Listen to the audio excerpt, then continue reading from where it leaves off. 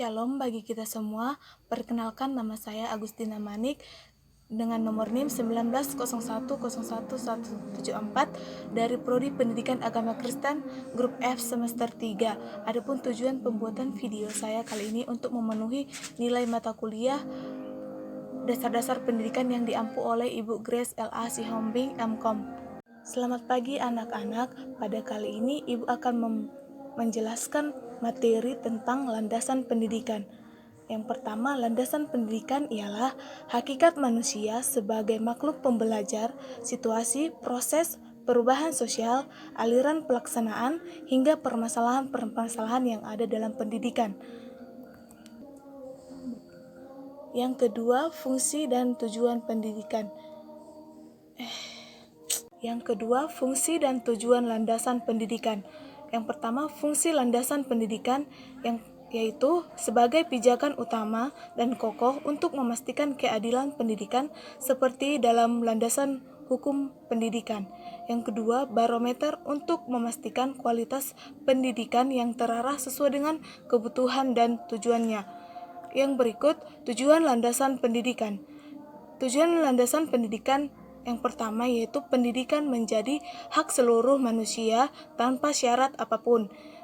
Yang kedua, pemerataan pendidikan baik dari segi kuantitas maupun kualitas bagi seluruh umat manusia. Yang ketiga yaitu asas dan unsur pendidikan. Asas dan unsur pendidikan yang pertama yaitu asas Tut Wuri Handayani. Secara historis, Tut Wuri Handayani lahir sebagai semboyan yang digunakan oleh Ki Hajar Dewantoro dalam sistem pendidikan taman siswa.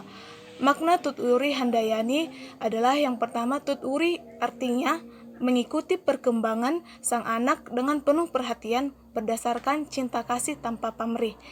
Yang kedua, Handayani. Handayani artinya mempengaruhi dalam arti merangsang, memupuk, membimbing, dan menggairahkan agar sang anak mengembangkan pribadi masing-masing melalui disiplin pribadi. Asas Tut Wuri Handayani sebagai asas pertama. Tut Wuri Handayani merupakan sistem inti dari sistem Among dari Perguruan Nasional Taman Siswa. Asas Tut Wuri Handayani yang dikumandangkan oleh Ki Hajar Dewantara itu mendapat tanggapan positif dari Dr. Randus RMP Sostro Kartono atau filsuf dan ahli bahasa dengan menambah dua semboyan untuk melengkapinya, yakni Ingarso Sungtulada dan Ingmadya Mangunkarsa. Jadi, ketiga semboyan tersebut telah menyatu menjadi satu kesatuan asas, yaitu yang pertama Ingarsa Sungtulada artinya jika di depan ia memberi contoh atau menjadi contoh. Yang kedua, Ingmadya Mangunkarsa artinya jika di tengah-tengah membangkitkan kehendak, hasrat atau motivasi. Yang ketiga, Tut Wuri Handayani artinya jika di belakang mengikuti dengan hati-hati. Yang keempat, asas pendidikan sepanjang hayat.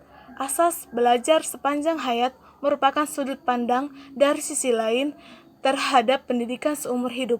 Pendidikan seumur hidup adalah pendidikan yang harus meliputi seluruh hidup setiap individu, mengarahkan kepada pembentukan, pembaharuan, peningkatan, dan penyempurnaan secara sistematis pengetahuan, keterampilan, dan sikap yang dapat meningkatkan kondisi hidupnya. Tujuan akhirnya adalah mengembangkan penyadaran setiap individu, meningkatkan kemampuan dan motivasi untuk belajar mandiri, mengakui kontribusi dari semua pengaruh pendidikan yang mungkin terjadi, termasuk yang formal, non-formal, dan informal. Yang kelima, asas kemandirian dalam belajar. Asas kemandirian dalam belajar di dalam asas Tut Wuri Handayani maupun belajar sepanjang hayat secara langsung sangat erat kaitannya dengan asas kemandirian dalam belajar. Perwujudan asas kemandirian dalam belajar akan menempatkan guru dalam peran utama sebagai fasilitator dan motivator. Salah satu pendekatan yang memberikan peluang dalam melatih kemandirian belajar peserta didik adalah sistem CBSA atau cara belajar siswa aktif. Dan yang terakhir yaitu kegiatan belajar dalam mengembangkan kemandirian. Kemandirian dalam belajar adalah suatu perubahan dalam diri seorang anak untuk melakukan aktivitas belajar dengan cara mandiri dan dasar motivasinya sendiri, dan merupakan hasil dari pengalaman dan latihan sendiri tanpa bergantung pada orang lain untuk menguasai suatu materi tertentu sehingga bisa dipakai untuk memecahkan masalah yang sedang dihadapi. Anak yang memiliki kemandirian yang kuat tidak akan mudah menyerah. Sikap kemandirian dapat ditunjukkan dengan adanya kemampuan dalam menyelesaikan masalah yang dihadapi dengan tingkah laku. Dengan adanya perubahan tingkah laku, maka anak juga memiliki peningkatan dalam berpikir, menganggap bahwa dalam belajar harus bisa mandiri tanpa mengandalkan bantuan dari orang lain ataupun gurunya. Tapi belajar juga bisa dari media cetak, elektronik, alam, atau yang lainnya.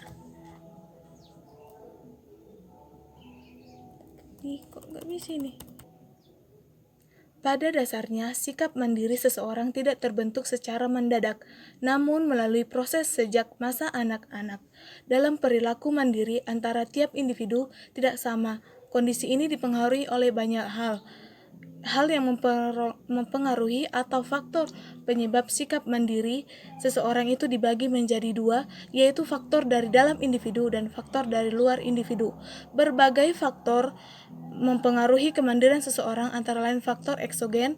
Faktor ini berasal dari luar seperti keluarga, sekolah, dan masyarakat.